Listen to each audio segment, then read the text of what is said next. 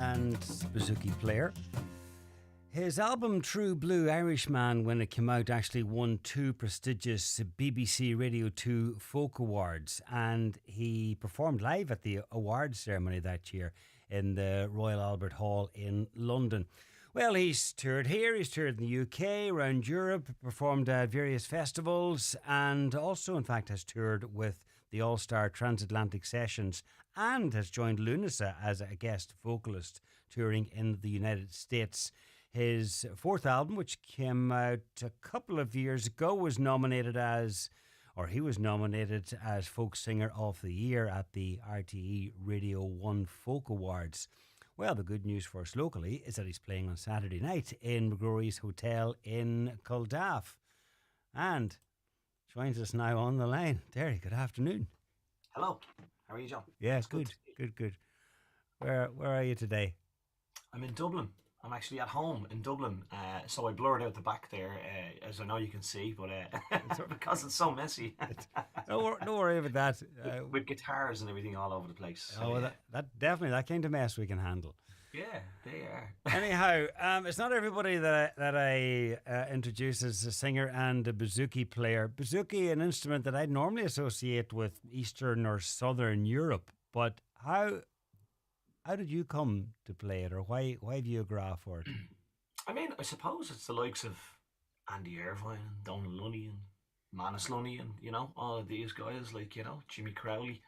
All the folk stars, as I would call them, Planksty, the Botty Band, they Dannon, that kind of stuff. Like, I mean, that's where the gra came from me, from that kind of music. I mean, I just love traditional and folk music from Ireland and England and all over, and indeed in Greece and where, all that stuff, the European stuff as well. And I just think it fits really well on the bouzouki. And so I started playing it probably 20 years ago, and I just love it. I love the instrument. I still love it as much as I did the first time I heard it, Would it be doing the instrument and you a disfavour to describe it as a cross between a banjo and an acoustic guitar?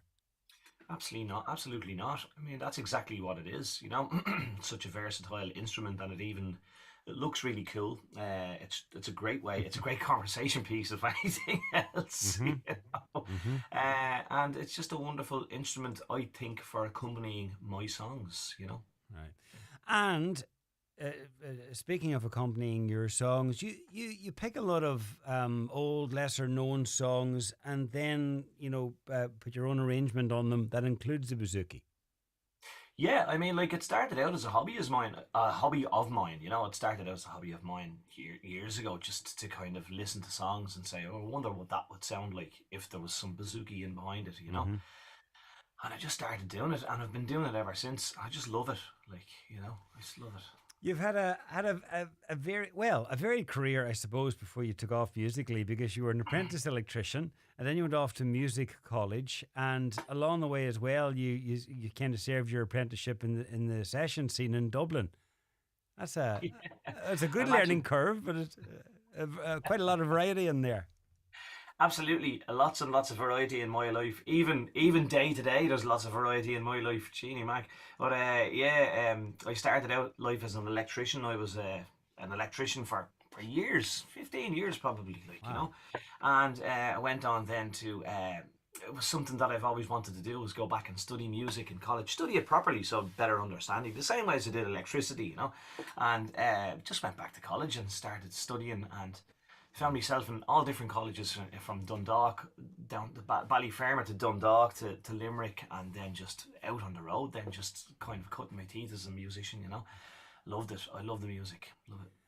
As an apprentice electrician, it must be handy now when you're on tour and there's a bit of an issue at the desk, or something blows on stage.